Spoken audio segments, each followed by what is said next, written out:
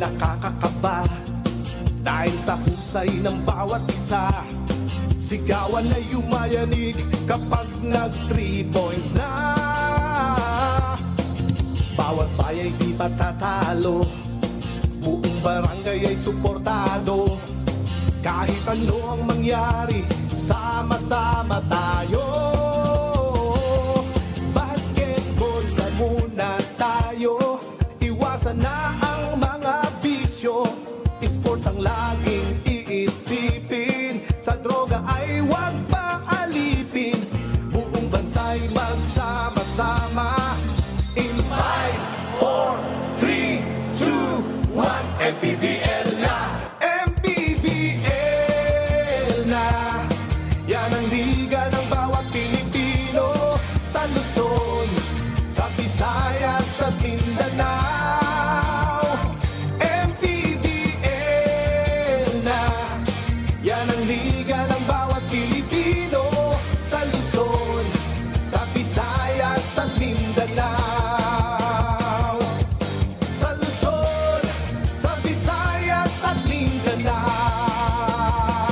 MPBL, Maharlika Pilipinas Basketball League.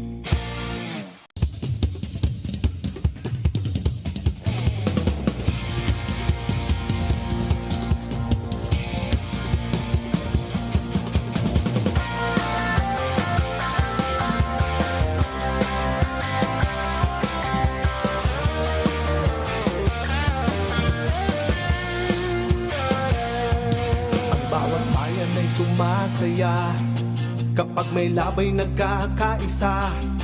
Luzon, Visayas, Mindanao, basketball na. Ang bawat labay pinaghahandaan, kaya yumayanig ang bakbakan. Todo suporta ang lahat sa kanya-kanyang kupunan. Basketball na muna tayo, iwasan na ang mga bisyo. Sports ang laging iisipin, sa droga ay huwag paalipin. Buong bansa'y magsama-sama. In 5, 4, 3, 2, 1, MPBL na! MPBL na! Yan ang liga ng bawat Pilipino, sa Luzon, sa Visayas at Mindanao.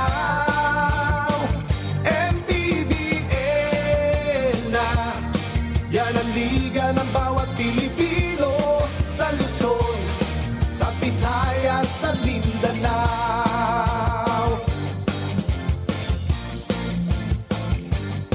Ang bawat laban ay nakakakaba dahil sa husay ng bawat isa.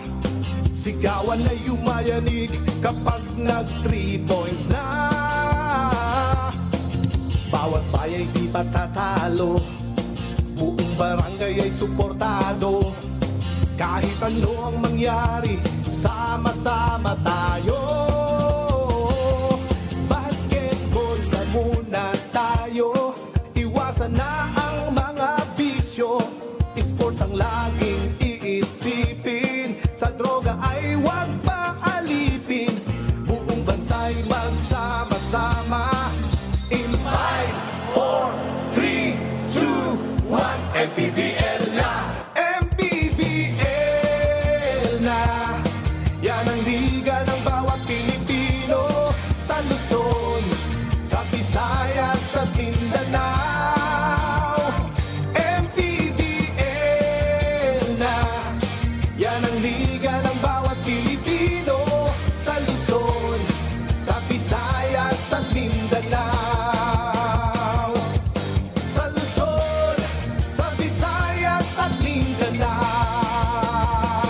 MPBL, Maharlika Pilipinas Basketball League.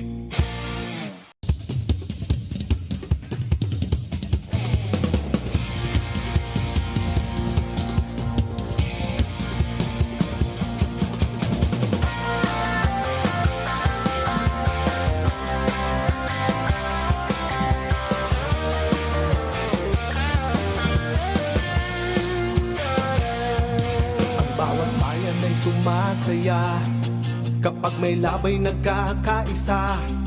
Luzon, Visayas, Mindanao, basketball na. Ang bawat labay pinaghahandaan, kaya yumayanig ang bakbakan. Todo suporta ang lahat sa kanya-kanyang kupunan. Basketball na muna tayo, iwasan na ang mga bisyo. Sports ang laging iisipin, sa droga ay huwag paalipin. Buong bansa'y magsama-sama. In 5, 4, 3, 2, 1, MPBL na! MPBL na! Yan ang liga ng bawat Pilipino, sa Luzon, sa Visayas, sa Mindanao. MPBL na! Yan ang liga ng bawat Pilipino, sa Luzon, sa Visayas, sa Mindanao.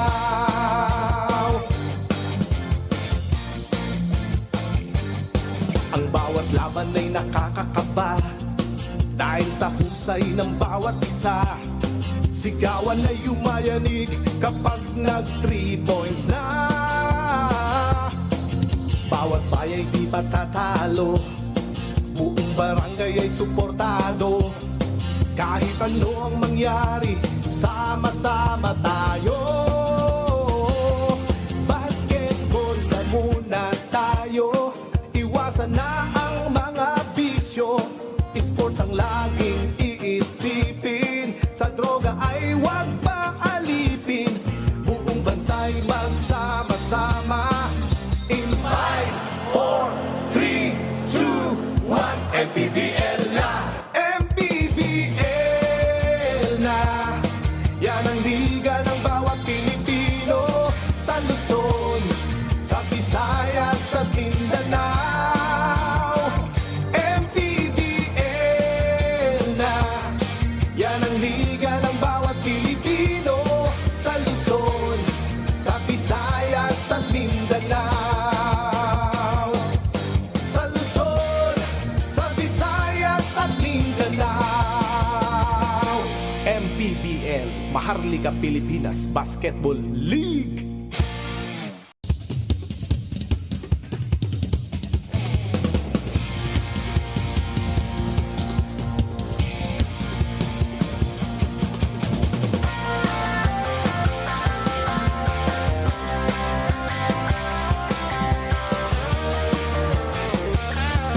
If we can focus on the name of the Bataan Risers, you can really see the word rise in it. Okay, so why don't we talk about rising stars here in the 6th season of the MPBL? Who do you think fits that category from Bataan? I think considering the previous games that's been played, Mitchell Minus really has been the one that stepped up para dito sa Bataan Risers. He's been leading the team in a lot of categories, and you know that really is just credit to how he's been playing so far para dito sa Bataan Risers. Well, to your point, Ives Salzan was joking with me before this game at sabi niya, in-expect niya naman talaga na maging second leading scorer ng Bataan si Mitchell Minus. Can you guess who the first leading scorer would be? Ives Salzan. Ives Salzan. Of course, he would give credit to himself. But now let's talk about the previous game of the Bataan Risers here in the MPBL. It happened on their home floor and they lost to Zamboanga. Yeah, and this laban na really just a slow start for Bataan. The second quarter was really huge. After nung dalawang 3-pointers ni Ron, it really closed the gap.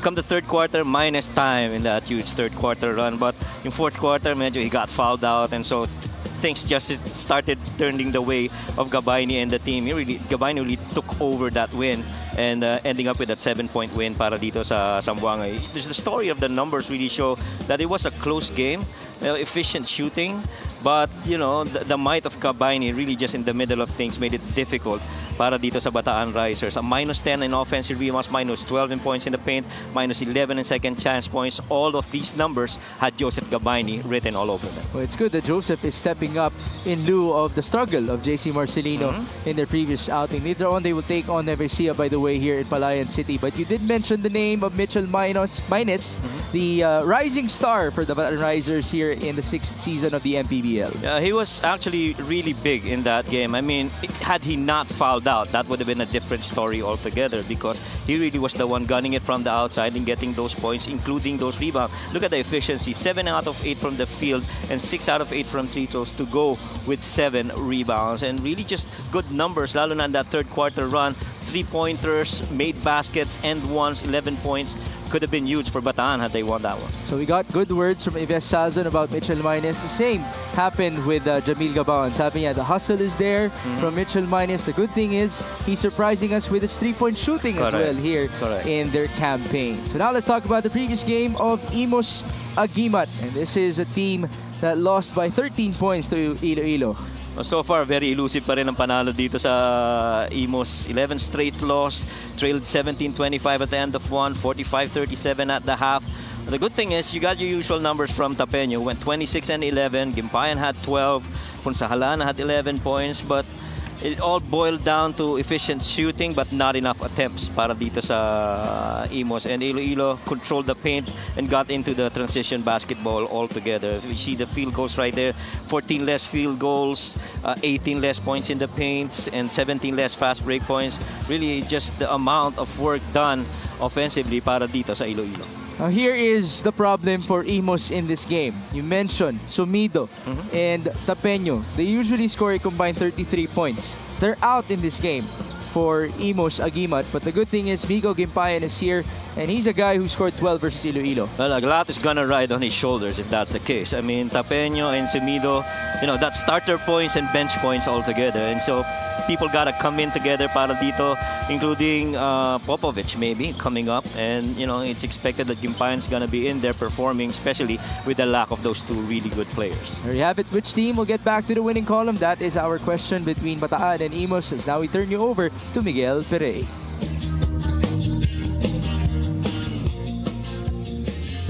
Action continues here at the Nueva Ecija Coliseum in Palayan City.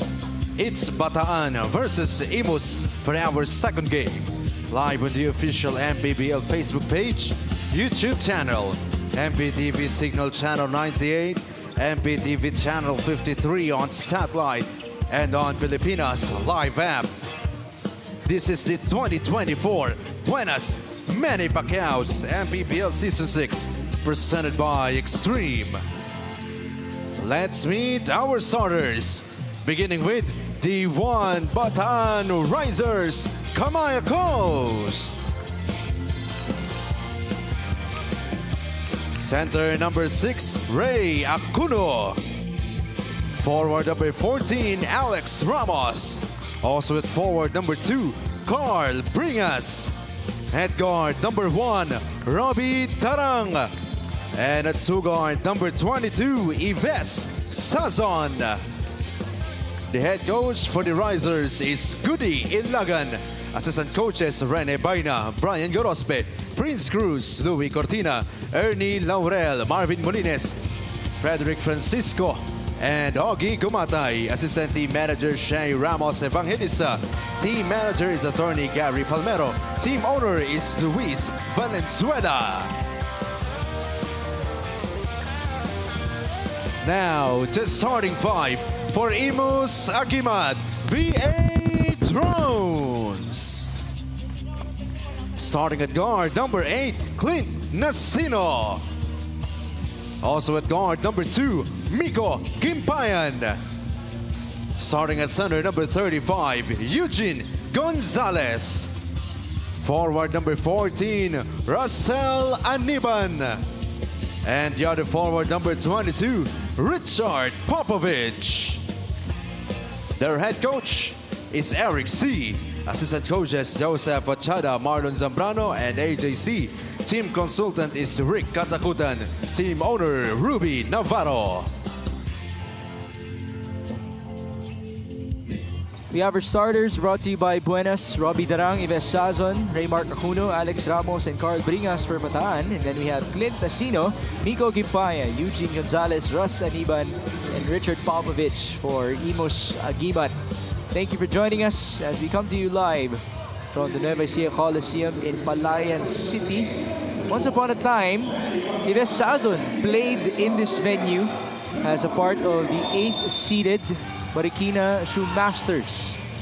as they took on Nueva Ecija Rice Vanguards back in Season 4, where Nueva Ecija became the champions. Later on, it will be the rematch of the finals in the 4th campaign of the MPBL. Nueva Ecija taking on the Zamboanga Masters Sardines. And that's gonna be a huge game later on, but you know, itong end of game na to, very interesting din. Ano ba, babalik ba ulit sa win column itong Bataan after that close match against Zamboanga, or will Popovich and the rest of the Imus Agima team finally come up with a win? Well, Clint Nasino just started us off with a 3-pointer. 0 and 11 for Imus, 3 and 8 for Bataan. But more importantly, we've seen 6 straight defeats for Alex Ramos, Robbie Darang, and the rest of the Risers. That's after starting the season 2 and 0. Ives Sazon misfires. Ball tapped and recovered by Imus. Nico Gimpayan, forward pass onto the left. Aniban waits for a teammate. There's Popovich. And we're back with Nasino. Horns play. That's a steal. Robbie Darang, 1-on-1. Darang all the way. Well, the thing is, itong Imus Agima actually losing in very huge double-digit deficits in their games. And so, yung absence ba ni Tapeño at saka ni Sumido, ano magiging impact dito sa mga players na to? Definitely, concerted effort para sa lahat ng players ng Imus if you wanna get up with a win here against Bataan. Luis Tapeño, by the way, is back with Letran. And J.R. Sumido is feeling sick for today. So that's 33 points combined between those two players being missed by Imus. They're 2 of the top 10 scorers in the league. Sumido is number 3 and Tapeño is number 10. By the way, Tapeño is also in the top 10 in terms of rebounding at 8.5. He's number 2 in the league in fouls received per game. And he's number 4 in field goal shooting percentage. While Sumido is the number 1 free throw shooter of the league, and he's number 5 in also fouls received.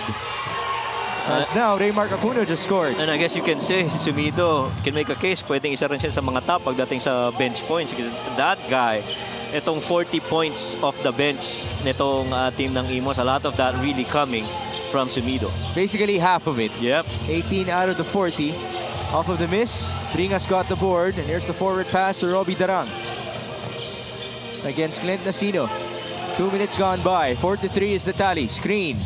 Darang to the right. Bringas will fire. That's way off. But if you're Robbie, you like that, he took that shot. Really just a matter of, staying composed and keeping to your shot. Libre ka naman, malayo yung depensa. Kailangan talaga itira mo yun. We're back with Miko Gimpayan, the younger brother of Jmar Gimpayan.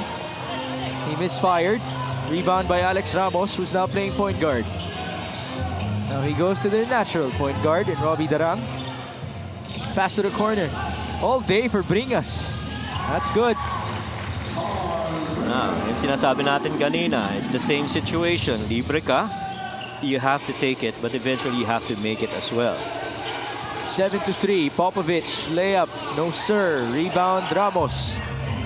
Bataan is on the run. Ives Sazon, one guy to beat. He lost the basketball. Tsaka ito magandang pagkakataon ito para sa, I guess, sa other players ng Imus Agima to show up this game. Now this 3-point shot is brought to you by Extreme One-Stop Shop Appliances. On the other end, Carl Bringas has showed up for the Bataan Risers. That's almost a steal. Ross Aniban fires short. Rebound to Acuno.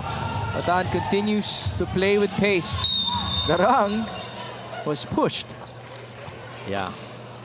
Kaya importante, alam mo, kung kalaban mo ang mga teams na mahilig tumakbo ng mabilis the other way, you have to be very efficient on your field goals because otherwise, that's like live turnover. Tatakbuhan ka sa kabila niyan which is exactly what Bataan did to Zamboanga. They were very efficient in their shooting until that time the minus got out of the game because of fouls. So things just really went south. Well, shooting is one thing, turnovers would be another thing. Yes. As Imus is number 2 in the league in turnovers per game at 17.7. As Bringas scores again. And by the way, the defense of Imus is dead last. They give up 102 points per game. Yeah, and sobrang taas niya. You're allowing your opponents almost every single time to score 100 points over you. Well, that is the plan of Bataan in this game. Yeah. They're looking good so far as the ball went out of bounds. Checking in for Imus. Well, I'm looking at the points allowed of itong Imus now that you mentioned it. It's 105, 91, 108, 132, 84, 105, 107, 106, 194, 95. And you cannot allow opponents to be scoring in that manner sa game. So that's what, twice only at before or at under 100 under points. 100, right? That's just twice. And the highest was 132 to Davao. The game we're in, they only scored 68. By the way, that's Wawi Kadir who checked in for Imus. Kadir actually spent some time overseas playing basketball there. Now he's back. Glad to have him. That's almost a steal by Gimpayan. Bring us with another opening. Drive-in kick. Sazon. That's a lot of space for him. Number 1 scorer, points per game. Ilan nga ba siya? 11.5. 11.5. Yeah, 11.5. Ilan si minus? 10.8. Okay. Yeah. Tama yung prediction niya so far. Kumbaga minsan kung scorer ka, gusto mo rin may kakampi kang umi-score kasi lumuluwag yung depensa sa'yo di ba? Actually, that's what he said. Oh, yeah. After joking with me, sabi ni Vesaz, maganda nga naman talaga na naibalik na ni Mitchell Maynes ang kanyang laro. Especially if you remember his days with Pampanga. Yeah. 12-5, Ramos turns around and misses. And I guess Stopped away by Acuno. And I guess, Migs, not everybody can say nakabalik, no? Hindi lahat ng player ganun eh. So it's important to use that word na nakabalik. Lalo na if you know the stellar play of a player like Mitchell Maynes to be back to where he really belongs. So he's the one who embodies the riser's name of Bataan in the 6th season of the MPBL. That's Rasan Iban with a couple of in and outs and the handoff to Enriquez. Martin misfires. Rebound, Alex Ramos. There's actually an advantage for the bigs of Bataan in this game. Popovich is the one playing the 4. Correct. Robbie Darang all day. Too easy. Well, that's just normal Robbie Darang right there. That's back to his UCAL days. After all, he's the back-to-back MVPs in the past 2 seasons. And, you know, ang dami pa rin may offer ni Robbie Darang para dito sa Bataan. I figure that he won't get that type of look in the UCAL. As Aniban just scored on the other end. He's up to 4 points. Yeah, tama ka dun, Mix. Si Robbie Darang, cat and mouse yan pag pinaltayan sa UCAL. So, he's kinda used to those open shots. 15-7. Ives Sazon. Driving, hanging, and scoring. What a start for the Risers. And man, you just gotta be happy for Ives in that previous game. I felt that he could have contributed more, but right now he's saying, dito na ako babawi. 7 points in the previous outing for Ives Sazon. In 8 minutes of play, he was only 2 out of 8 from the field, and he was a minus 15 against Zamboanga. Now, they're at a plus 10, 17-7.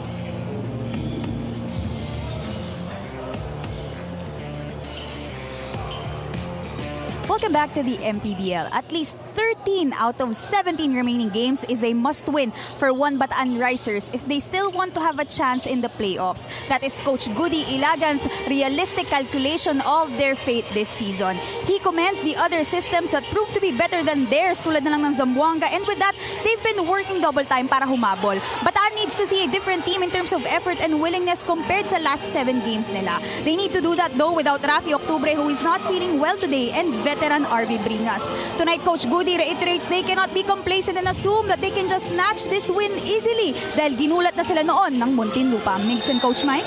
That is correct. It was such an emotional game for guys like Jetro Sombero and Jasper Longalong having defeated the Bataan Risers. But then again, as mentioned by Sydney, 13 out of 17? Yeah. Ang hirap nun. Yes. It's going to be a tall mountain to climb for the Risers because it definitely makes sense.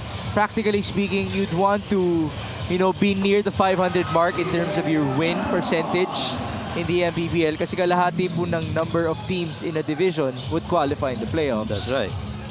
And I think they also got really big opponents in the early part of the schedule. So, That is a good point. Yeah. So that's the thing. I mean, you went up against Davao, Pampanga. Well, you can argue Muntinlupa on that loss, Rizal, Batangas, and then Zamboanga. And so, at least siguro makabawi in the latter games. So at least realistically speaking, as this would be a turnover and a foul given up by Yves Sazon on that great effort by Miko Gimpayan. At least you can say realistically, as this lucky fan of the game is brought to you by Buenas off that three-pointer by Robbie Darang. And we have some very happy people at the sideline. Okay, realistically, easier schedule. Yes. Bataan, which means more manageable ang 13 out of 17. That's right.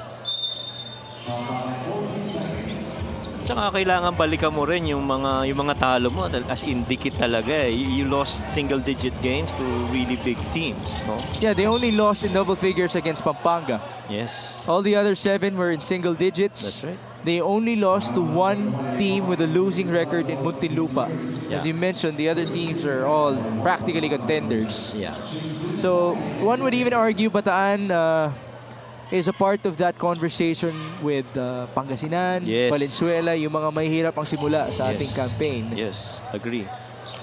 And so it matters now ano magiging changes in terms of execution para dito sa Bataan because you're in it, diba? But you have to finish good.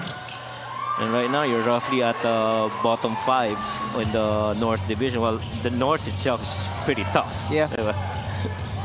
90-8 is the tally. That's Grimaldo who's blocked. It's usually the other way around. And there's the rising star of the Risers. Mitchell Minus fouled. That's 2 free throws for him. Tsaka nagugustuhan ko kay Mitchell Minus, at least in the recent games, he's been very intentional. Taking on the role, taking on the responsibility. As you see his numbers right there. 10.8, 5.6 at 65% shooting. The 65% shooting is what impresses us. Diba? Kasi ang taas niyang sa free throw na yan. Even if you look at his threes, I think he got how many ba? Yeah, 60% from 3 and that's pretty good. Very rarely does he take those shots and that's evidenced by their game against Zamboanga. Overall, he's at 61% from the field. Yes. That's very high. Minus is actually number 6 in 2-point field goal shooting as well. Just very impressive. That's for the whole MPBL, by the way. And so, can he be consistent? As they're up by 13, under 2 minutes remaining in the opening quarter. Tsaka ito yung mga pagkakataon na mag-build up ka ng momentum, no? Lalo na involving your teammates in the remaining games. Nice escape. Minus will score. He actually does have a mismatch. Yes. With Luengo guarding him. 3-pointer for Popovich. Short, rebound Minus. Well, Popovich is one guy that hasn't really gotten himself going para dito sa Imus. Now Minus was left open. Nobody defended him. And so it was an easy path to the rim. Baka nakalimutan nila number 2 Yeah. of scoring ng Bataan. Ito si Mitchell Minus. Look at this miscue. Yeah. Nahuli na si Wawi Gadir. Yep. That's just too easy for Mitchell Minus. Nahuli ka na sa depensa, kumagat ka pa sa fake. And so all the more that made that basket easier for Mitchell Minus. So that is 4 points. Make it 6 now for Mitchell Minus in this game. So he's well on pace to prove that he is the absolute rising star. And That's 7 points. On pace for 20 plus. And the shooting percentage sobrang taas para dito sa Bataan. Imus gotta fix this. Again, the most that Imus gave up was 132 points versus Davao. That's also their biggest deficit. What's 132 minus 68, Coach Mike? Oh my God. Kaya mo yan. 62? 64. 64. CJ Luengo just converted. Missed it by 2 points. Good effort. Luengo off of that steal. You have another good chance here. That's a three-pointer for Punzalan. Off to the right, offensive rebound. Gonzalez back onto Punzalan. He drives and spins. Oh, nice move, but a sorry miss. Yeah, could have been an end one play kung pumasok yun, no? Medyo mahirap pero ganda ng move. Sa kabila, maganda rin mula kay Mitchell Minus. Wala, hinug na talaga si Mitchell para mag-lead nitong Bataan Risers. He has really gone up to that stage where, you know, I'm part of the key players now of Bataan. I wonder if he can actually score 30. Luengo and Gabawan got tangled up, but there was a charge called, by the way, on Gonzalez. Now, to my point about the potential 30 points of Minus, that's actually a bit of a reach because remember, Bataan has a certain substitution pattern. Yes. So we don't expect Minus to play huge minutes. Yeah. He's actually averaging about 19 minutes per game. He's the third in the top three. Number one being Ives Sason, who's got 20 minutes per game. And so you'd like to think scorers like that would get a little bit more minutes, you know. Pangatlo siya. Pangalawa. Pangatlo si Robbie Darang. Yeah. 19.8 and 19 for Mitchell and Robbie respectively. Torrado, no foul there. Although it's good to see him playing. Yes. He's missed some games. How many did he miss? So he's only played 8. And we've seen a total of 11 for Bataan. Grimaldo, one-hander. Oh, he was fouled. Caught at the last second. I'm not sure if Rafi's playing tonight. Wala. Wala. Kasi he mentioned wala siya. Yeah. Even RB Bringas is not with Bataan.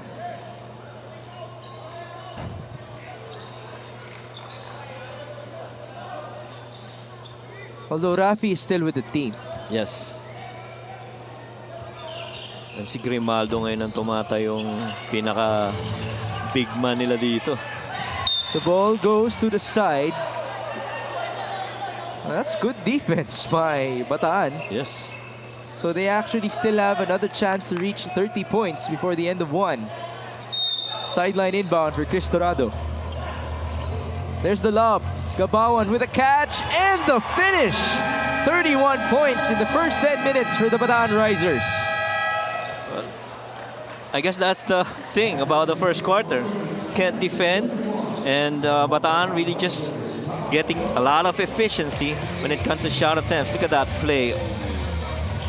Alley-oop on that weak side slot, getting that basket in. Later on, we'll review as to how many players have already scored for the Risers, but it has been a complete team game so far. They have looked so confident. The shooting is above 50%.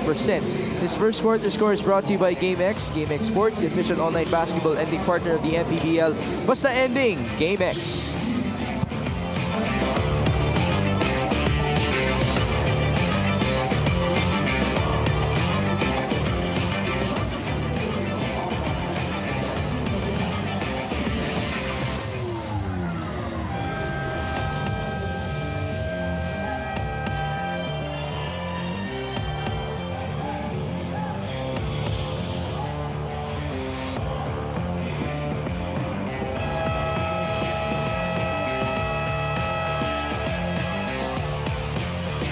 We thank you for joining us live on MPTV Channel 98 on Signal TV, on Pilipinas Live, on Facebook, and on YouTube. This is Mix Gomez at your service alongside Coach Mike Perez and Sydney Crespo reporting for duty.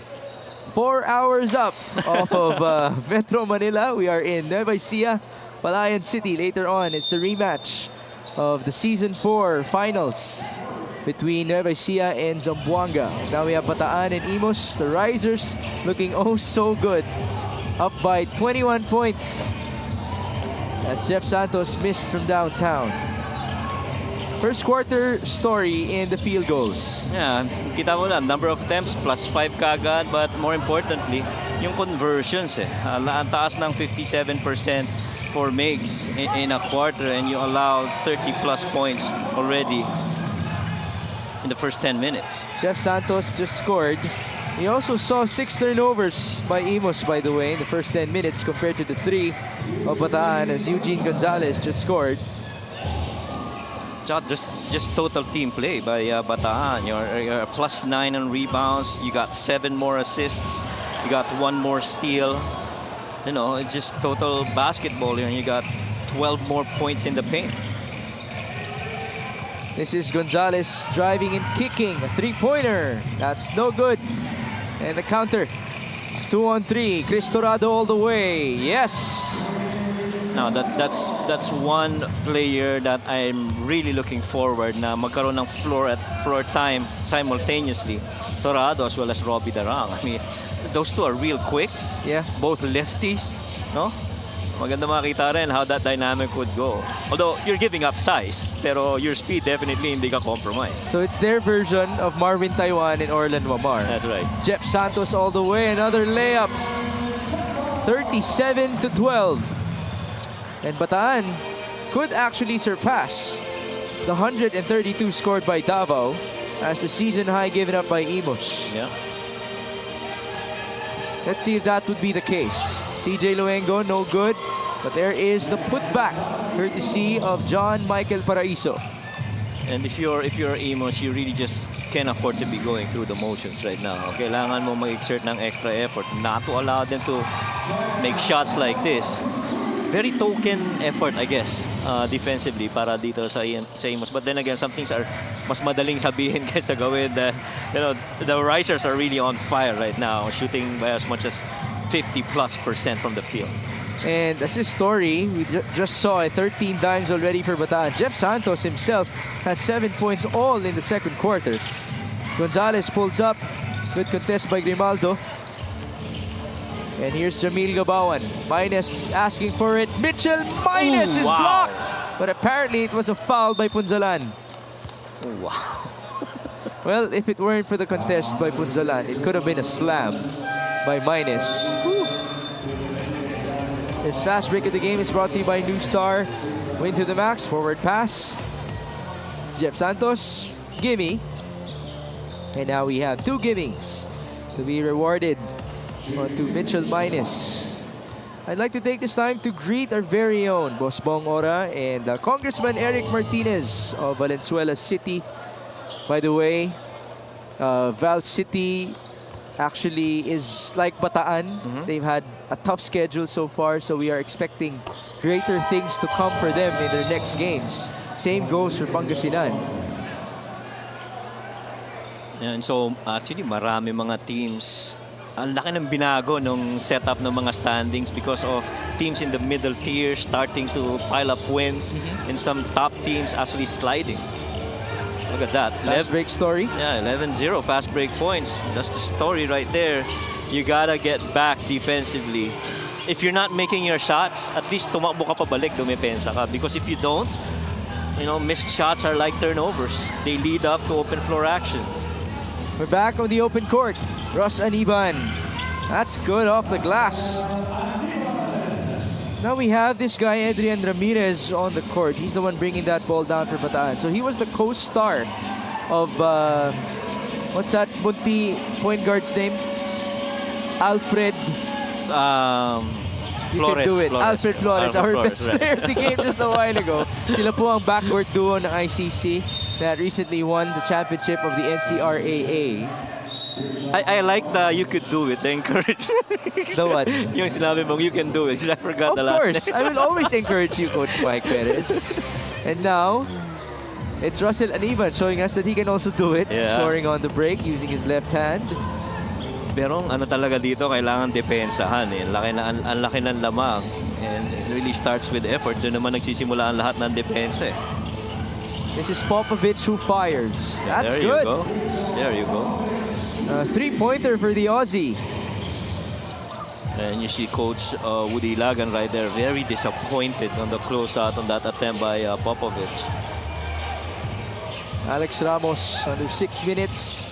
Jeff Santos, Ron Lastimosa. By the way, that guy has caught fire lately. But he's unable to score. And here comes Imus on the counter. CJ Luengo.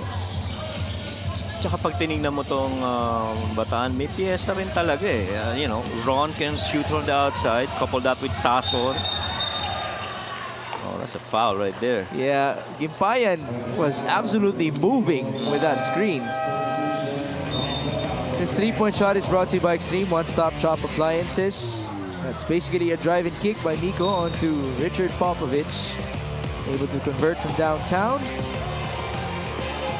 Well, I guess sa side ng Bataan, yung mga bagay na willing silang i-give up, yung mga 3 points na ganun eh. So, you know, you play the numbers. Oh, that somehow, someway ended up with Dom Vera, the last guy that you would want to leave wide open. Wow. Pag sinilip mo ang number ng Bataan, pagdating sa 3 points, 5 out of 9. Akala mo free throw yung stat. Yeah, very efficient. Yeah. Well, after all, they have been getting good looks. Yes, and open looks. So that would be the first 3 points in this game for Dom Vera after recently being inserted. Almost everybody has played for Bataan except for Formento and Dante Baguio. 45-19.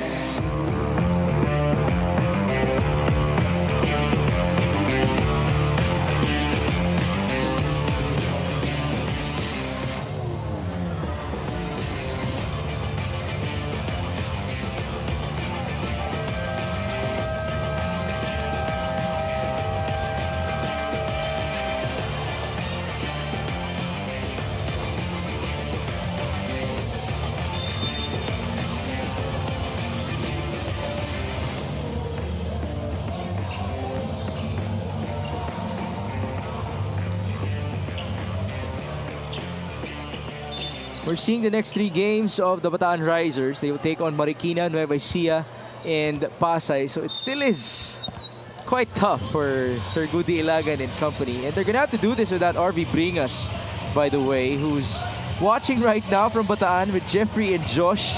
At sa kanya na po nanggaling, nawala na siya sa Bataan Risers. He's now with the Abra Weavers, joining his brother, Tonton Bringas.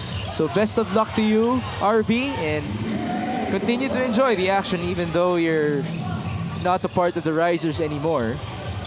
Yeah, and that's 2 different stories altogether. Him leaving Bataan and who's gonna step up now. Understand na merong mga transfer windows, but for him to partner with his brother in Abra, that's special for both.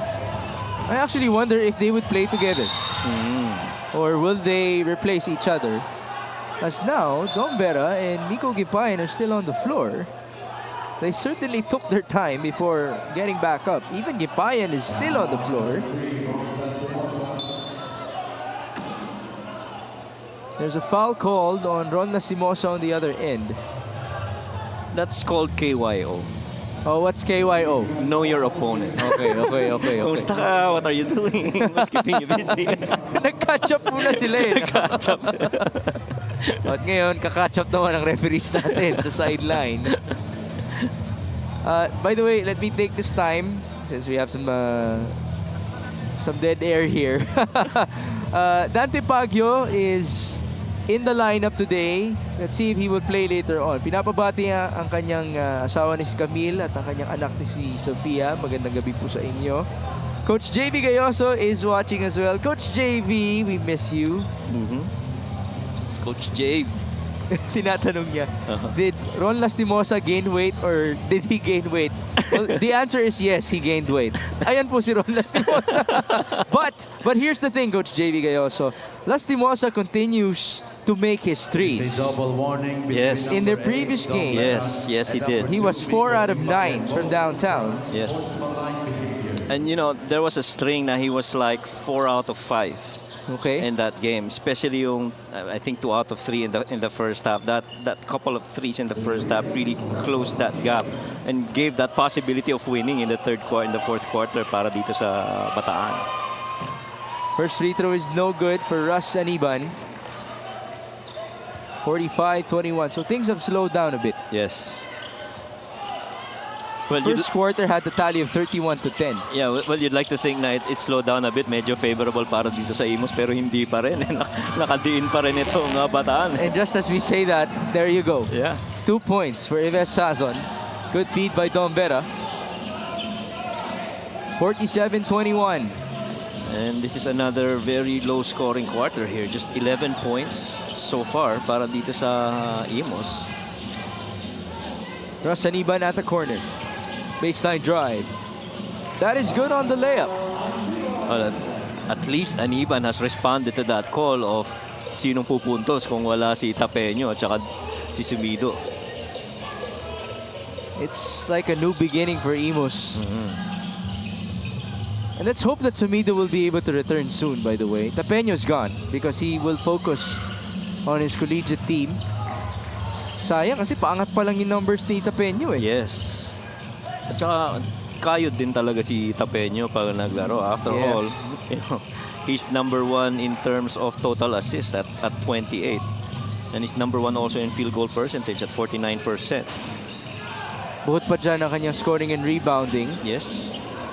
Don Vera, again, good look. This time it's short. Rebound for Gonzalez. And we're back with Russ Aniban. Aniban shoving away his defender. That's a good move. And the bucket. Yeah.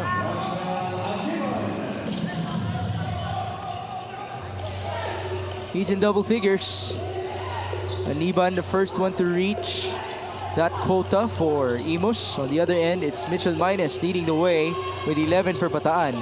Lastimosa, no good. Rebound Gonzalez. Eugene has 4 rebounds, by the way. He's the leading rebounder of Imus. Behind him is this guy, Russ Aniban, with 3. Now Gonzalez attacks. Feed inside. Almost a steal. Recovery for Gimpayan. And that's tapped away by Sazon as Robbie Darang returns alongside Raymar Capuno. Si Aniban pag kumikilos may pagka Keith Agovida vibe no. Minsan yung bit-bit ng bola. A smaller version. I hate to say that he actually looks like Kita Govida Yeah, as diba? well. Right. So see, look at that. That's the same move as Keith. There's the patience. You're right on point. And there's a foul called. By the way, big shout out to Keith Agovida, who was the best player for Rizal last Wednesday when they defeated the Pangasinan Heat Waves. Eh, magandang ano talaga yan, addition sa roster for Rizal. And Keith, I feel strongly, is one of the key pieces right there. Baseline inbound for Aniban. Nicodemos swings it up onto Popovich. 2-man game. Richard Popovich meeting a teammate. Nice feed. Gonzalez turns around and misses. 2 minutes to go before halftime. We're back with Robbie Darang. Now on to Sazon. Screen by Acuno. Ives still at it. Robbie to Ron. Sazon, dribble pull-up. That's a shot. Poor closeout by Nicodemos. Yeah, I'm sure alam naman nila na not to foul a jump shooter, especially. You know, Sazon is known for those one dribble pull-ups. Carl Bringas has now returned. He replaced that guy, Ron Lastimosa. Sazon has 9 points. This is a chance for him to tie Mitchell Minus as the leading scorer of Bataan.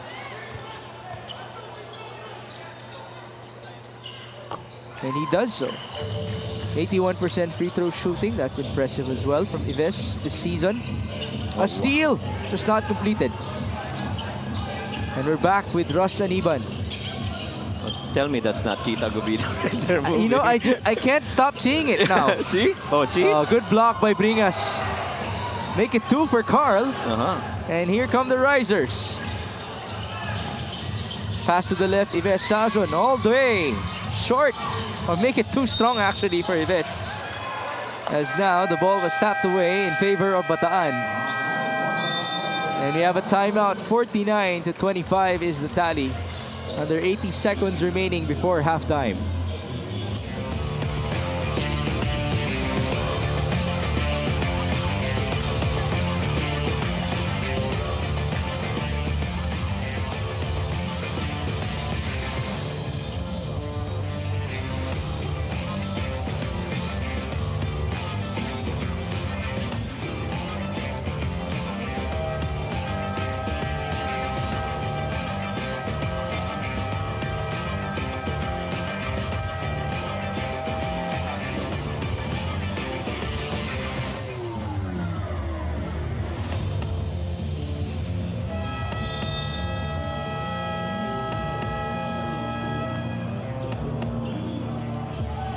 Babalik po ang Maharlika Pilipinas Basketball League, ang liga ng bawat Pilipino. We are coming to you live from the Nueva Ecija Coliseum in Palayan City, where we have some very sweet people inside the venue.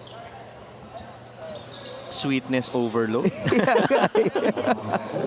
Even I was surprised to see it, but we shall continue with our action between Bataan and Imus. 49-25. Hindi naman February ngayon. Pero every day is loving day in the Philippines. Yes. Oh, there's a foul. Free throws will be given as Bringas admits to it. It seems to be Miko Gimpayan who will proceed to the line. And I'm looking at the top 3 scorers for Bataan right now. This is a good mix. Sazon, Maines, and Santos. And at any time in any game, I guess you get those guys to score. You know, that's really good for your team. Well, at some point you're gonna have to, change the narrative of having Bringas and Castro as the faces of Bataan. Right. That was the absolute storyline in season 4, where they excelled a lot. The two were named all-stars.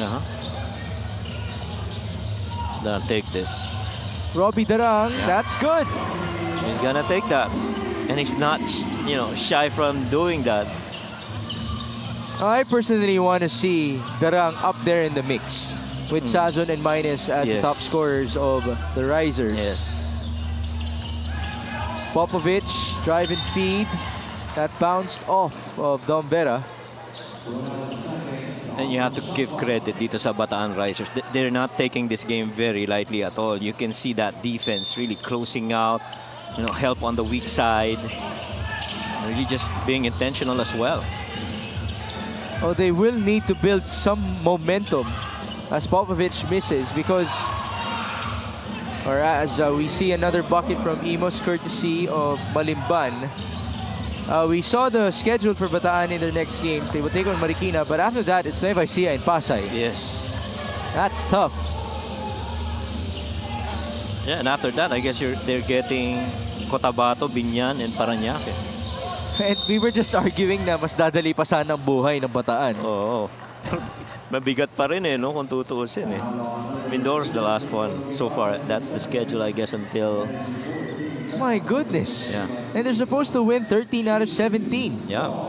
Tall order. This free throw is brought to you by Extreme Appliances, ang subok at kompletong appliance brand ng Pilipinas. That in itself is a testament as to how tough this season is in terms of competition. We've seen deeper teams. We've seen better talent. Yes. Which means it's just greater action in the MPBL. 54-29 off of the conversion by Dom Vera. 15 seconds before halftime. CJ Luengo. Baseline drive and kick. Gimpayan fakes. Miko leans in. Tough layup. No good. Rebound Bataan. Bringas. Forward pass. That's stolen away. 3 seconds. Gimpayan. Still no good. And no putback for Miko. Quite a messy end in the second quarter. If you would think about it, it wasn't as bad for Imus. Yes. Yeah, you got your attempts, but, mixed. Lalo na sa 3 points, they're 2 out of 13 just for 15% versus that of 6 of 14. How about Mitchell Maines? Perfect so far in this game. Yeah. and rightfully so. He's been very active, getting to his spots, and just letting the game get to him. Can he be that consistent star for Bataan? That is our question. They're definitely gonna need him in this long season. This halftime score is brought to you by GameX. GameX Sports, the official online basketball ending partner of the MPBL. Basta ending, GameX. And now we lead in our MPBL Player of the Week.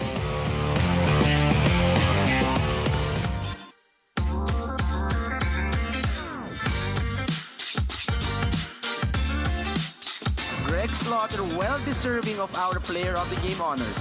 And at center number 20, Greg Zilla Slaughter. Casino had that one picked away. Greg Zilla, look out below. Everybody just saw it coming. Greg Zilla with a slam here in Valenzuela.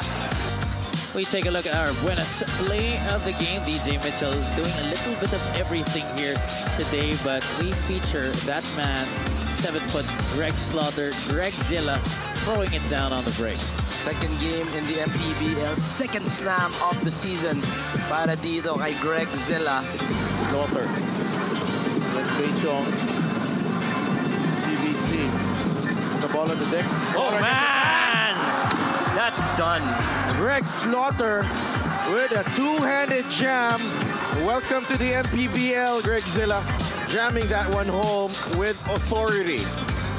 And he had two big men on him, on Carl Brian Cruz, and really just left that entire side of the floor to Greg.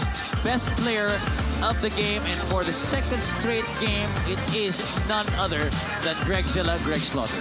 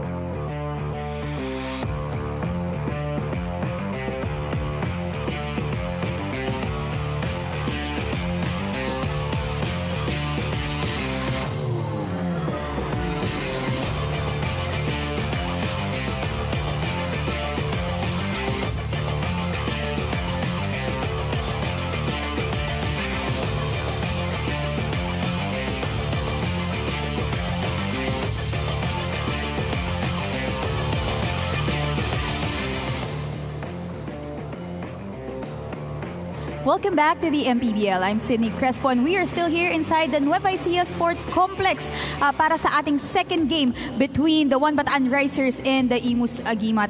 Bataan is still dominating this game with a 54-29 at kasama ko ang Bataan team manager attorney Gary Palmero. Attorney, good evening po. Thank you so much for joining me. Attorney, meron lang po akong question. We know that parating na po ang ating window at merong possible na mga changes sa mga teams natin dito sa MPBL. What can we expect from Bataan? Bago dumating siguro yung window, kailangan muna namin i-maximize yung talent namin kasi alam namin nandun yung talent eh.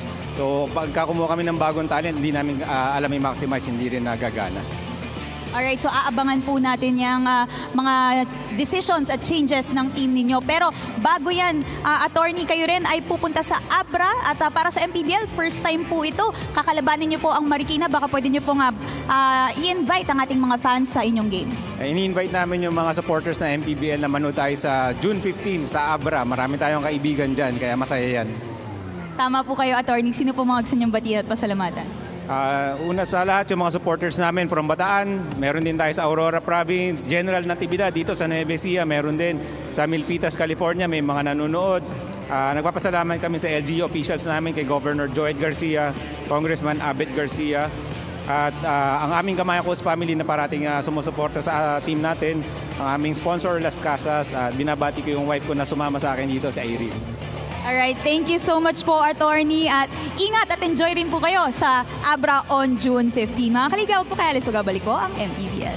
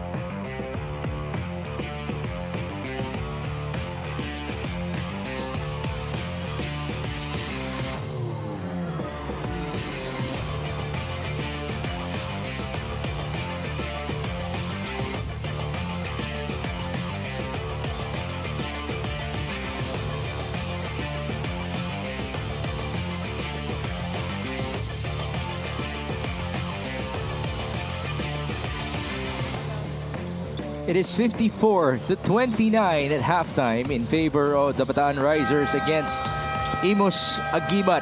And so far, the magic hasn't worked for Imus in this game against the rising squad of Bataan.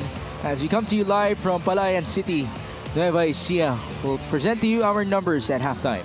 Yeah, and really boils down to efficient shooting para dito sa Bataan. 51% versus that of 31. A lot of that really coming from yung 2 out of 13 na 3-point attempts nitong Bataan. Rebounds pretty much controlled by Bataan because of those misses from the field. Bench points, pretty huge. Again, pinag-usapan natin to kanina, who's gonna come off the bench kung wala si Sumido. And right there is your answer. You only have 7 points from Imus. And for the most part, yung mga missed field goal attempts nila really led to fast breaks, which is a +9 favor for the Bataan Risers. We have seen a grand total of 10 players score for the Risers in this matchup. 2 have reached double figures. We'll see them later on. Robbie Darang is trying to catch up. He has 8 so far with 5 assists, which is very impressive. He's on pace for a double-double. Mitchell Minus is in double figures with 11 alongside Ives Sazon, the usual top 2 scorers for the Bataan Risers. Jeff Santos is also in the mix with 7. On the other end, as you mentioned, no J.R. Sumido nor Luis Tapeño in this game for Imus. So it's Russ Aniban with 10 points, embodying Keith Agobida. I can't undo that look. Pero you mentioned about the assist of Robbie Darang, but you look at the assist numbers of Torado. Torado with Robbie Darang combined 12 assists already in the game. And you know, those 2 guards really have been the one distributing the wealth para dito sa Risers. Now it's Torado's turn to try to add more on his dime tally. Here's Chris Torado. Now he scores. Yeah.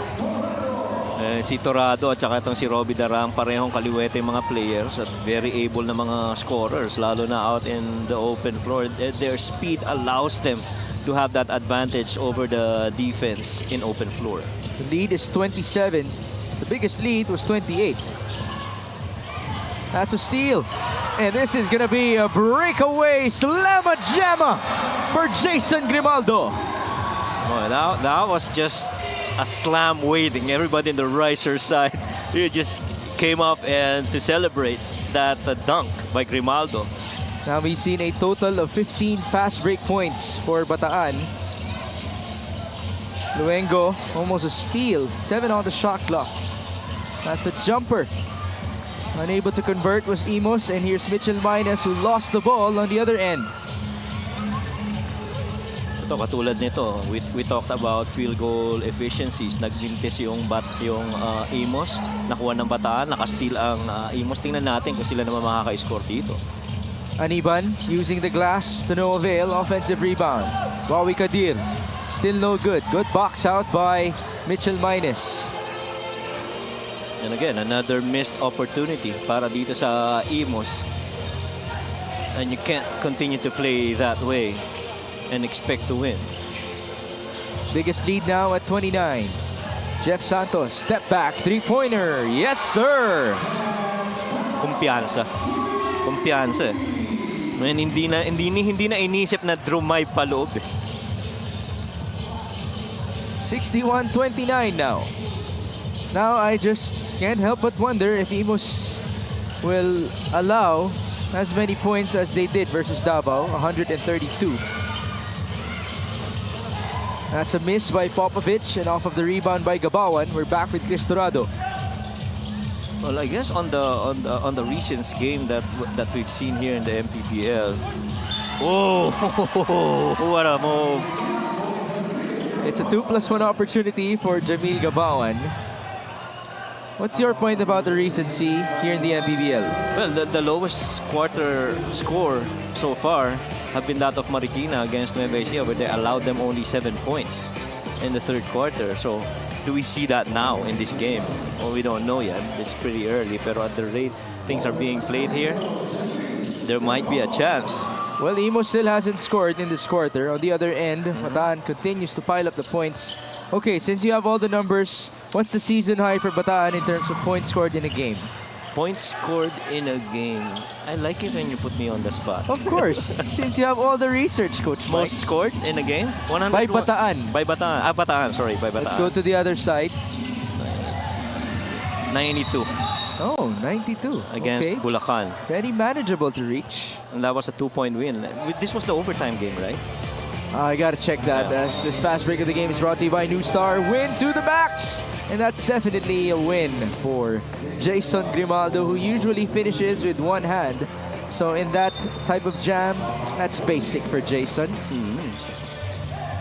Literal, hindi pinawisan eh. Fast break story at 17-4 in this game. CJ Luengo to Richard Popovich against minus. Popovich, kick out. One on the shot clock. Aniban did not know about it.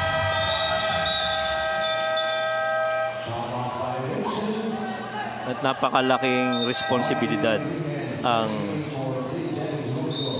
makuha yung rebound laban dito sa mga Bataan Risers. And speaking of responsibility, why don't we greet somebody from your other responsibility?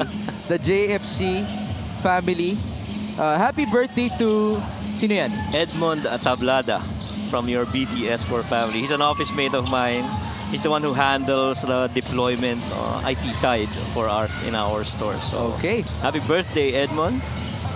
Enjoy your night, Sir Edmund. Yep. Later on, I hope you will enjoy our Season 4 Finals rematch between Nueva Ecija and Zamboanga as Russ Aniban scores. Siguro dapat magkaroon na tayo ng side-by-side video, Kit Agobida and Russ Aniban. That would be great. Good to see. Well, the good thing is we're seeing Aniban produce Yes. for Imus. He is their leading scorer after all. Up to 12 points. Corner 3. Short for Santos. So far, yung left corner 3 na yun ang palaging naiiwan para dito sa Imus to defend. Meantime, Popovich says, no, it's time for us to hit one from the outside. That's 6 points in this game for Richard Popovich off of 2 3-pointers. Has anybody asked him how he's related to Coach Pop? He's not related. He's not. He's not Okay. related. Just curious. He played in the NBL because he's from Australia. Now Yeah. he just got the steal. There's a foul called. Grimaldo wants to challenge that. They're that intense in this Yeah. game. Speaking of intensity, by the way, I'd like to greet one of our former intense players in the MPBL. Renz Carlos, wherever you may be. Shout out to you, my brother. Last year, he played for Val City. Actually, one of his former coaches is now with Imus. Oh, yeah? Yes, now we just got to see a bucket. That's Malimban able to convert. That's good little run here para sa Imus. 5-point run. And hopefully you start building something here. But maraming ganyan pa kailangan nila. Nice drive and dish by Martin Enriquez. It's a gimme for Nick Malimban, a homegrown of Imus Agiman. It still is a tall mountain to climb though for them. They're down 64-36.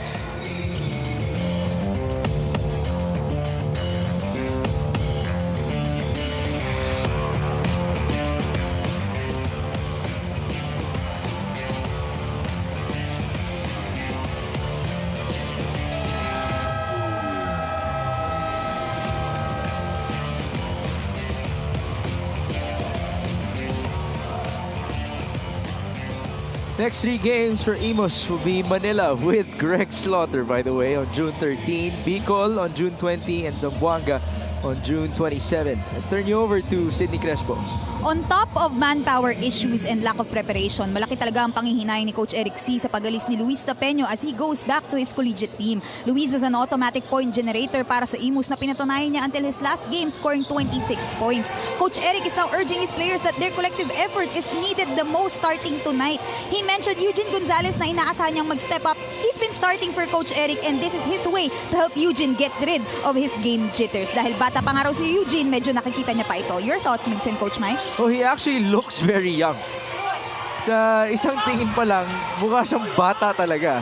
And he's going up against the likes of Mitchell Maynes among others. Yeah. They did get the stop. Let's see if Gonzalez can step up as the third main big man of Imus. There's a block on the other end because at the start of the season, there was another main big man. That was Estabilio for Imus. Remember him? Right. He was averaging around 30 minutes per game. 10 rebounds per outing. He's actually good for number 3 in the whole of the MPBL for that. Yeah. He was replaced eventually by Tapeño with Luis's production. But now, it's up to Eugene Gonzalez as to what he can do with the Imus Agimat. But this is what Jamil Gabaon can do for Bataan as our play of the game brought to you by Buenas. Yeah, little fake handoff. Doon sa action na yun, tawag ng mga ano dyan, keep. You know, imbis na ipasa mo na, kinip mo yung bola bago ka dumay. That's a keep action. So here's Jamil Gabaon, the former champion with San Juan. Able to reach 8 points with that free throw conversion. 67-36.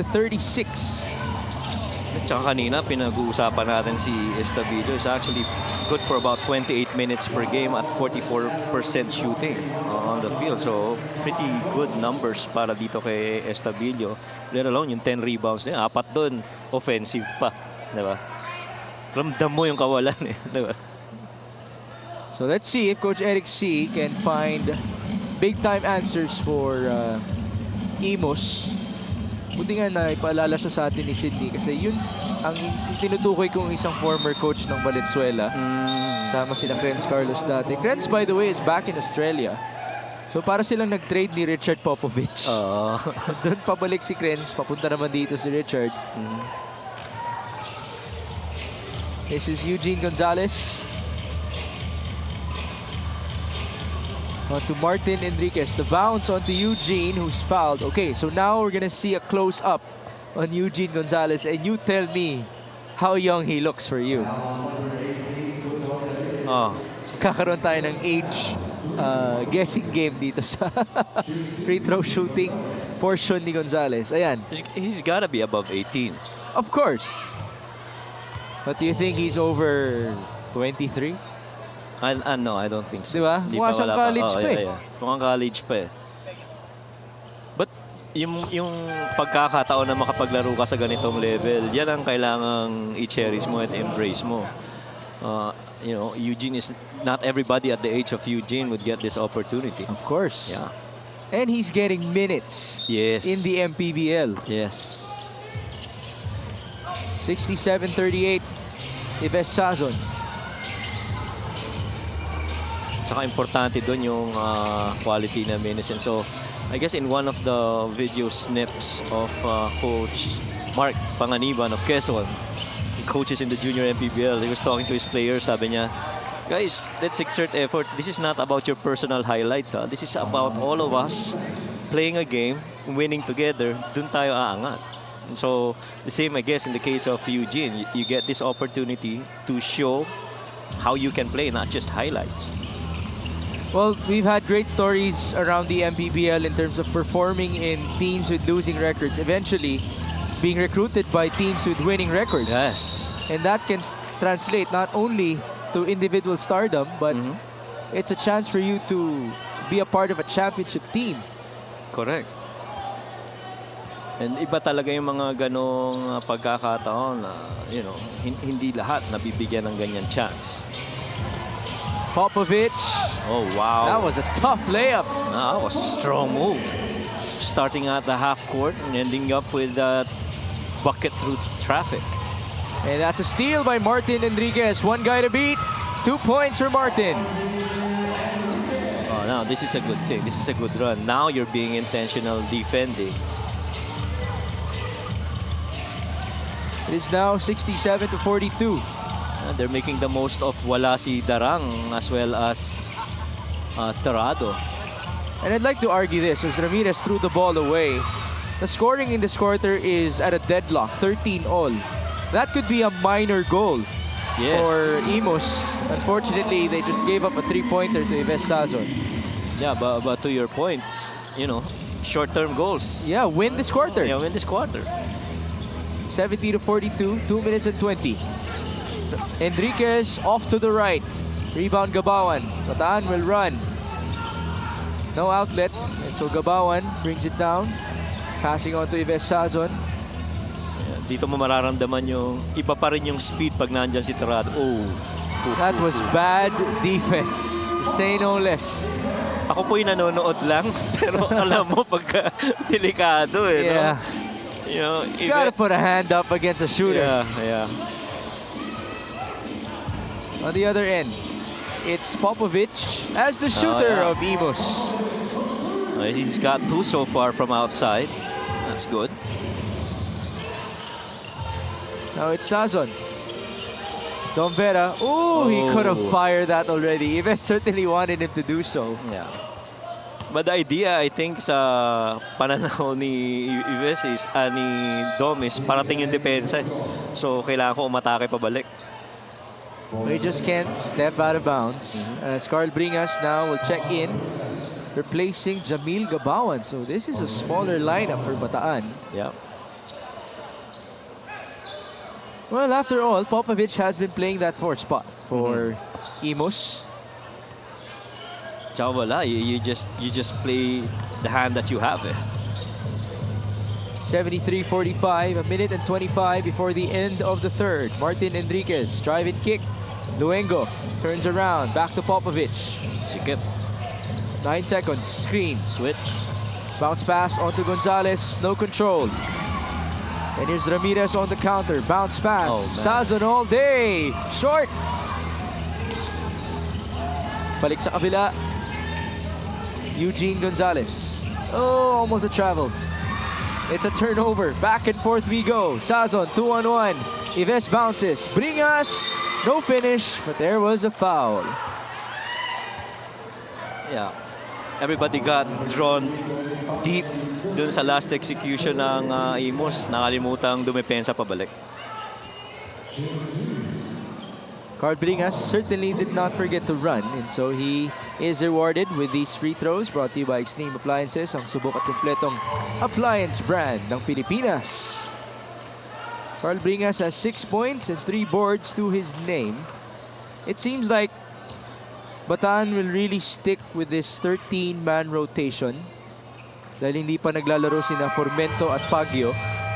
And there you see Ms. Shai Evangelista, once again the assistant team manager of the Bataan Risers, the mother of these Bataan players, always in charge, always in control, making sure that her players are well provided for. 75-45.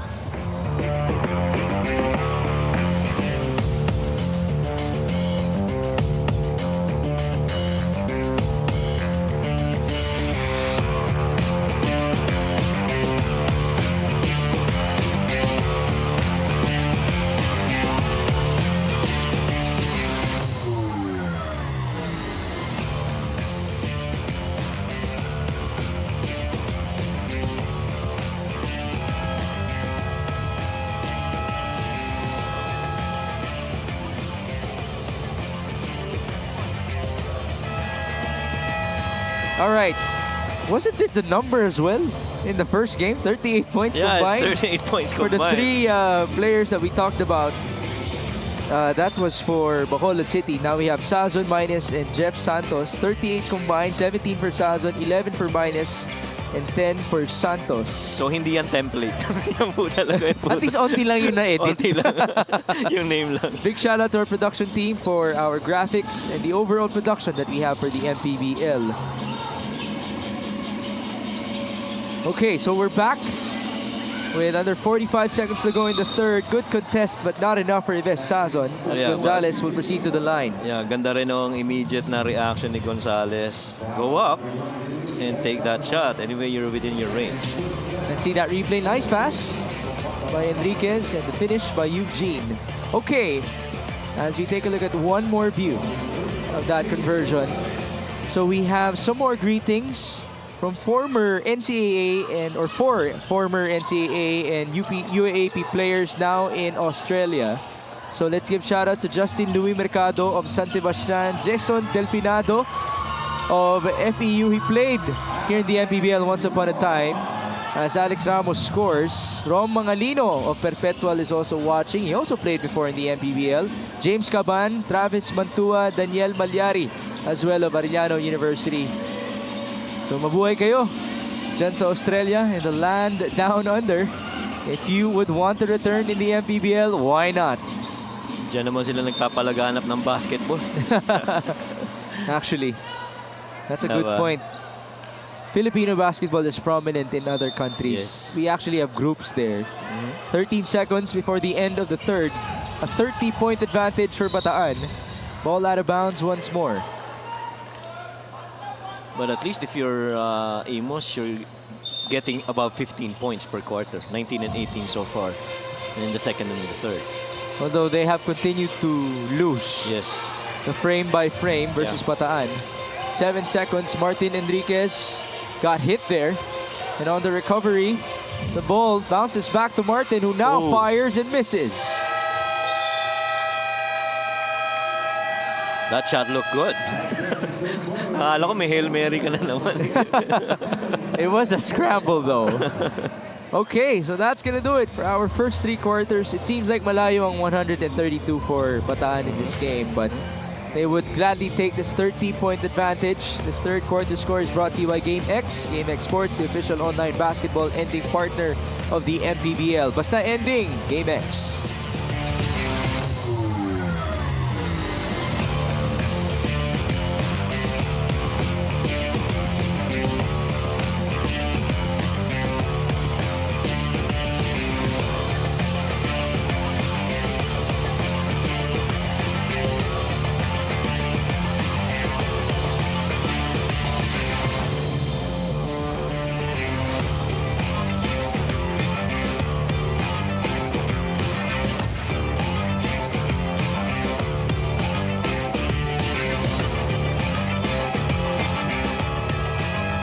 Presenting our Suzuki muscular and sporty fan of the game, just like the Avenus, do more and achieve more with the muscular and sporty scooter from Suzuki, the Avenus. Oras na para magmotor. And once again, that's Ms. Shai Evangelista, the assistant team manager of the Bataan Risers. She has done a splendid job taking care of these boys, of Sir Goody Ilagan. And you know, I asked Dante Pagio kung nakakapag-team bonding na ba itong Bataan, at sabi niya, they're looking forward to this upcoming team bonding in Kamaya Coast. Oh, yeah. And Dante is very excited for it because he actually has gone there already with his family. So it would be different kung teammates mo naman ang kasama mo doon. And that's a nice resort, by the way. You can check it out online.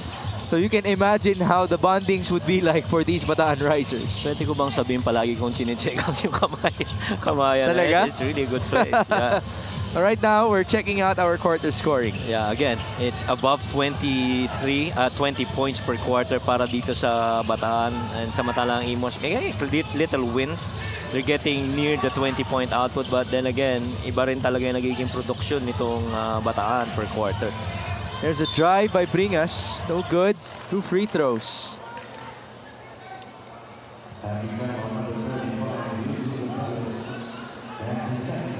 And I guess with this much of deficit, rough 30 points, and this is gonna continue to pile up. Yung target lang siguro ng Imus dito is pababain kahit papano itong deficit na to. After all, you don't want to get another, huge loss record in your stats.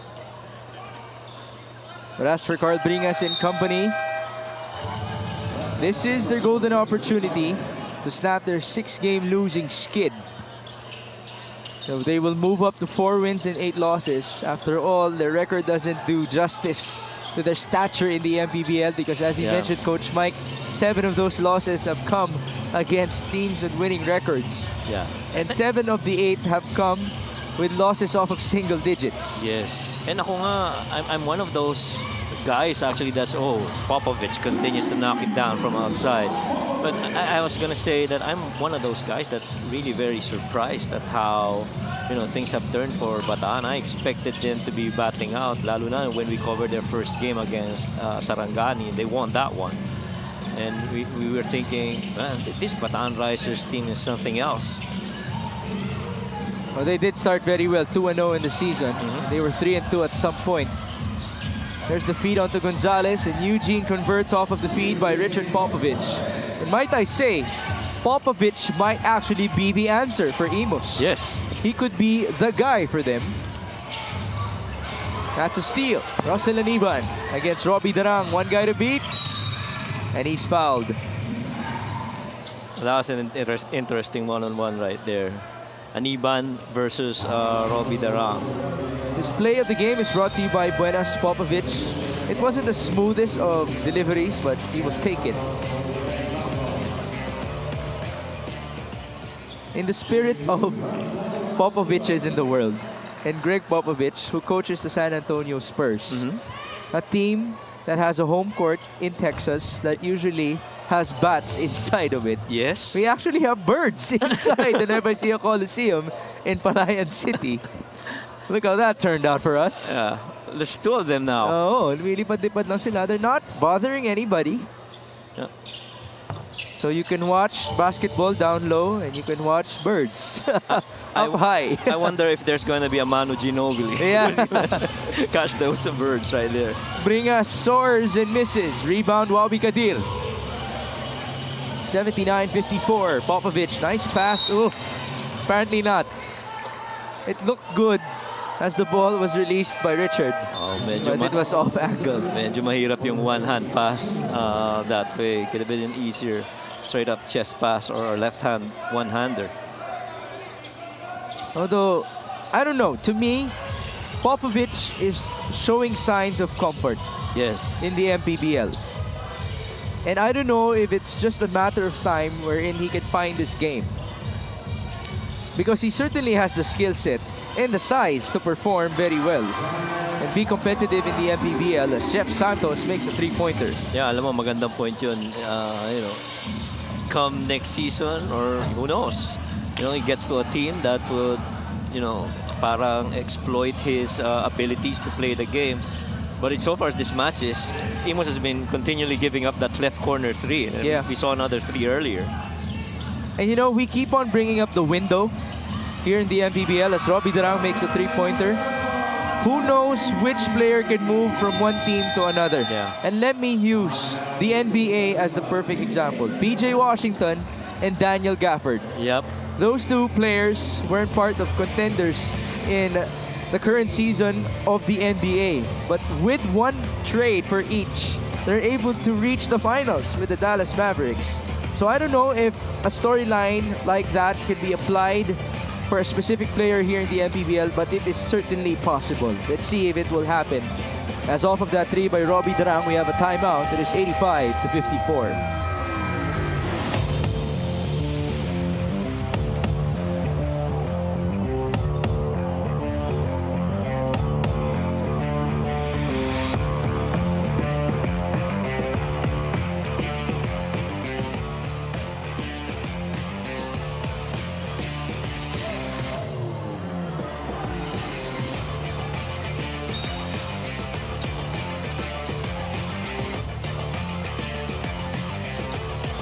Commissioner Kenneth Menendez looking very young again at the sideline with that blue polo shirt with Rudy Distrito and Emer Oreta, our MPBL VIPs, making it all the way up 4 hours north to Nueva Ecija, as later on we shall witness the rematch of the Season 4 finals between the Rice Vanguards and the Zamboanga Master Sardines. There was a foul called on the pull-up by CJ Luengo.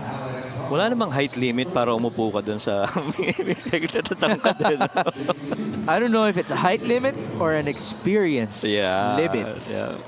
Because those three were prominent basketball players back in their days. Actually, tatlong different generations pa yan eh. Correct. CJ Luengo is at the stripe. His team is down by 30. I think we can see the birds now on air. Medyo bumababa na sila ng onti. Meron na silang exposure. The ball went out of bounds off of Imus. It will be a sideline inbound for Jeff Santos. Yeah, but to your point kanina, before we went on that break, talagang certain pieces lang could be added into some teams and immediately, you know, mag-iiba yung dynamic ng team na yun. And, you know, that's gonna be the curious part. So let's wait and see as to which changes will happen from that window.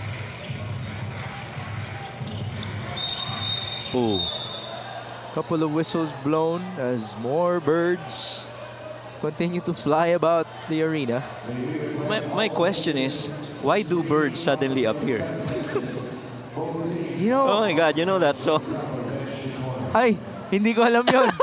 Anong panahon yon, Coach Mike? All right, never mind. I guess it's only Sedelf, either me, Sedelf, and Coach Louie know that. Why do birds suddenly appear every time that you are near? Pwede nating sound trip yun pa uwi mamaya mula yeah, tayo Baricia. There was an unspo. You'll have to see the replay called or on that call against Jamil Gabawan. Kala ko you were gonna go sciencey again with me. Kasi di ba may mga ibang, I'm not sure if they're birds or insects who tend to be attracted to light. At lumalapit sila kung saan may ilaw. Okay, let's see what happened. There was a chest bump by Jamil Gabawan, but it was on the back of Popovich. That's why it was called an unspo. Kung chest bump ka kasi, dapat chest din nung kasama mo. Popovich, second free throw is good. He's up to 15 points. Certainly, this is a very impressive outing for him as he only averages 5 points per game.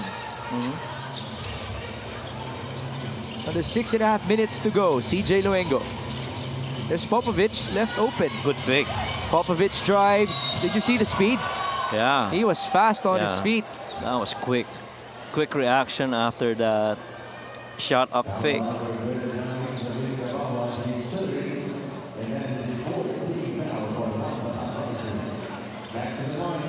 Sky is the ceiling for this guy, Richard Popovich. He's gonna have to make his free throws. And Popovich, these numbers are 4.9 points per game, and this is so much different. And he's definitely exceeded his numbers. 16, 3 and 2 for Richard Popovich. 85-57. 6 minutes to go. Things have definitely normalized ever since the first quarter. And again, Imus, we would continue to build up that storyline for them to have a short-term goal. Just win a quarter here. Yeah. So far, they have outscored Bataan up until that moment. Because now, the scoring in this quarter is 11-all. Yeah, and Bataan shooting 50% from 3 right now. 12 out of 24 attempts.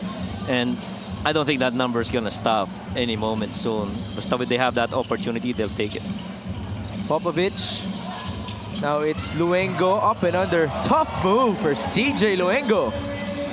CJ is actually isa dun sa mga players na talagang inaasahan dito sa Imus eh. But I guess the absence of Tapeño and Sumido, you know, slow down some things para dito kay Luengo. CJ, by the way, is the captain of Imus. He's gonna take this again. Oh, it was almost an alley-oop for Alex Ramos. And here's Wawi Kadir. On to Luengo. CJ. Off of the spin. Kick out. Nicodemos fires. Too strong. Offensive rebound. The ball was snatched away. And we're back with the risers. Alex Ramos, the Carl Bringas. Now it's Jeff Santos. Back up to Robbie. Against Nicodemos. Robbie Darang to the left. Carl Bringas. Down the middle. There's the feed. Oh, no slam. But 2 free throws for Alex Ramos.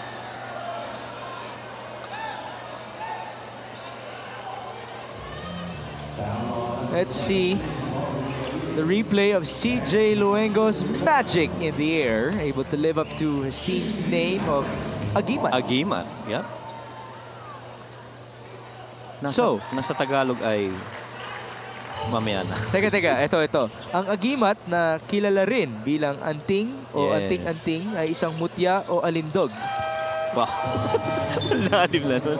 Well, I'm just reading from Wikipedia. Akala ko pa naman memoryado mo. It's also a Filipino word for amulet or charm. Yeah, that's right. Which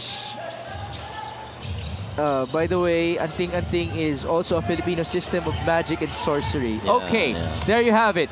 Agimat equals magic to us. Yes. CJ Luengo misfires. Rebound, Alex Ramos. And off of the steal, we have Popovich with the basketball. There's the cutter. Nicodemos able to control. Bounce pass to Aniban. Not the best of deliveries. But Imus is still with possession. CJ Luengo. Oh, that was a foul. And the Bataan coaching staff are saying to their players, calm down. Do not overreact. We're up by 31.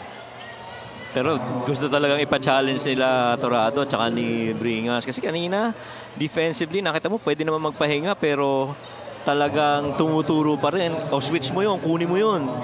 So talagang gusto nila makuha yung defensive stop na yun. Alright, so there is a challenge.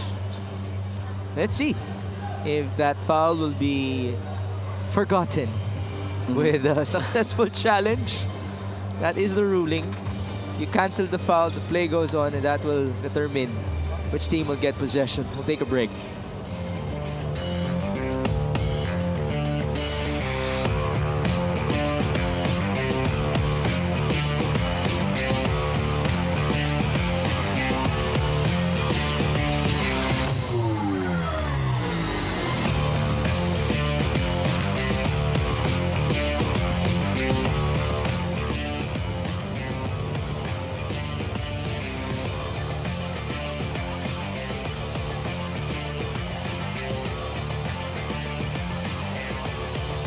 Upon review, the challenge was successful. Ball possession stays with Imus Agimat. That was a nice moment for the Bataan Risers. Always good to see people celebrate off of a good challenge. Apparently it was ball. Tapped by Chris Torado. I'm just happy to see a smile from Coach Rene. That's one animated coach, Coach Rene Baina, and you know, a lot of basketball knowledge with that guy. You know what I actually liked about him firsthand was the fact that he calls his players anak. Yeah. I heard it in their huddles. That's a testament to their chemistry and bond. Missed by Popovich, and here's Chris Torado. Iba kasi yung ano no, yung bond. If you get to be called anak no. Oo naman. Yeah, iba talaga. Torado onto Jeff Santos. Shot clock at 10. Gabawan.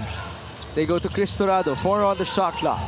Pass inside. Mitchell Minus lost the ball. That could have been a highlight. And on the counter, it's CJ Luengo to Richard Popovich. Drive, almost a walk. Conversion. Popovich making a good case for himself here. He's really showing, forget about those two guys that you've been looking for. I'm going to take over for Imus right now.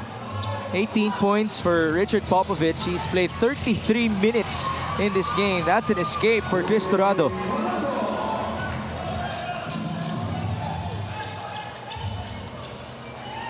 (92-61). The biggest lead was 35 in this matchup. CJ Luengo, short on the pull-up, rebound Jamil Gabawan. That's the 7th board of Jamil to go alongside his 8 points and 3 dimes. But Bataan really wants to send a statement in this game. I mean, they understand that the next stops will be a little bit difficult. Mitchell Minus Pambawi. 2 free throws. And to your point about their schedule, we thought that it was already going to get easier. But it's going to be another wave of hardships for them. As we have our lucky fans of the game brought to you by Buenas for the Risers off of that layup by Chris Torado. Remind everybody about the schedule of Bataan. Yeah, they're getting Marikina, then Nueva Ecija, then Pasay on their next 3 games. And after that, you have South Cotabato, who's been really good so far. You get Binyan, who's reeling. We don't know what happens to them in their next games. Then Parañaque, too, is also pretty good. They won their last game. And Mindoro. Then walang you can take very lightly. No? I guess middle teams right now, and even some bottom teams, you can argue, can actually compete. Yeah. Well, that's 5 teams after Marikina with winning records. And Mindoro again can be so unpredictable. Yeah. Especially when they have Paul Desiderio and Ken Bono in the lineup. These last 2 minutes are brought to you by GameX. GameX Sports, the official online basketball lending partner of the MPBL. Basta ending, GameX. 93-61. Bawi Kadir, inside they go. Nice block by Carl Bringas. Good block right there, well timed. And here's Mitchell Minus. He slows down. Back to Jeff Santos. I guess this sends a signal to the risers as well that if we want to have a really good record coming out of those next string of games, we have to be performing at this level. Really very good on the field and very intentional on our rebounds as well as our defensive stops. And again, the allowance is only 4 more losses for Sir Gudi Ilagan and company, as reported by Sydney. They need to win at least 13 out of their last 17 games to buy themselves a good chance to qualify in the playoffs. And by the way, even if they qualify in the playoffs, that's what? The lower seed for them. Yes. So it's going to be another tall mountain to climb, especially in the North Division. Yeah. I mean, the top 3 teams are Pampanga, San Juan, and Nueva Ecija. Yes. And your other teams? Manila. With Greg Slaughter. Greg Slaughter. Who else? You got Pasay, Abras in the middle tier. I mean, you don't know how these things turn up, especially with this window. May Rizal and Val City ka pa. And Caloocan, by the way. Oh yeah, Caloocan too. Alley-oop! Oh, that was tough for Gabawan. On the recovery, here's Mitchell Minus. 93-61, 35 seconds to go. Let's not forget Pangasinan is still there too. Yeah. You know, that's a team that would be very interesting if they could get recruits. Correct. Their only problem is depth. Yep. Additional pieces. Yan ang magiging interesting dyan. Well, I think, we've seen some movements already, but, until everything is made official, interesting nitong mga galawang to. Last 10 seconds. This should do it. The final score would read 93-61 in favor of the Bataan Risers, winning against Imus Agimat. This snaps the 6-game losing skid of Coach Rene Baina, Sir Gudi Ilagan, and the rest of Bataan. They move up to 4 wins and 8 losses, while Imus remains winless, 0-12. Yeah. And really just total domination, I guess, by Bataan. Not releasing anything on that pedal. Just kept on pushing and pushing until it is what it is. Our best player of the game, brought to you by Buenas, is Mitchell Minus. So let's give his statistics: 12 points and 8 rebounds, but his plus-minus was very impressive. Plus 19 on the floor. He only trailed Jamil Gabawan's plus 28, Jeff Santos' plus 21, and Chris Dorado's plus 20. Although we want to give a big shout out as well to Yves Sazon, who scored 19 points on 46% shooting. This final score is brought to you by GameX. GameX Sports, the official online basketball lending partner of the MPBL. Basta ending, GameX. 93-61. And now, let's turn you over to Sydney Crespo. One Bataan Risers will take home their 4th win this season. At ang kanilang best player ay si Mitchell Minus with 12 points, 8 rebounds. At Mitchell, last game ikaw rin ang inyong leading scorer with 21 points. Pero tonight, sabi ni Coach Gudi Ilagan na kailangan nyo mapanalo yung 13 out of your last 17 games para magkaroon ng chance sa playoffs. Gaano ka-importante itong panalong ito para sa inyo? Para sa amin, sobrang importante kasi galing kami sa 6 lose streak, para sa amin hindi pa naman kami out sa season kaya pa naman, kaya sa amin lahat ng game must win. Well, bawas isa na agad sa inyong target, no? At sa inyong malinaw na goal this season, ano pa ba sa tingin mo ang dapat nyong pagtrabahuhan moving forward? Siguro madami kaming kulang Although ngayon panalo kami, siguro sa mga susunod na game mas pagbubutiin pa namin, lalo na sa depensa. Mitchell, sinong gusto mong batiin at pasalamatan? Gusto kong batiin yung mga family ko sa Ilocos, mama ko, papa ko, alam nyo na sino, girlfriend ko, and mga taga-Bataan na pumunta pa dito para manood. Yun lang. Congratulations once again, Mitchell Minus, our Buenas best player of the game. Back to you guys. Thank you, Sydney. Congratulations to Bataan. And now we move on to the main event for tonight, the rematch between the two teams who reached the finals in the MPBL sports season. The Nueva Rice Vanguards will defend their home court against Zamboanga Master Sardines. Thank you for joining us in our second game for Sydney Crespo and Coach Mike Perez. My name is Mix Gomez at magbabalik pa po ang Maharlika Pilipinas Basketball League, ang liga ng bawat Pilipino.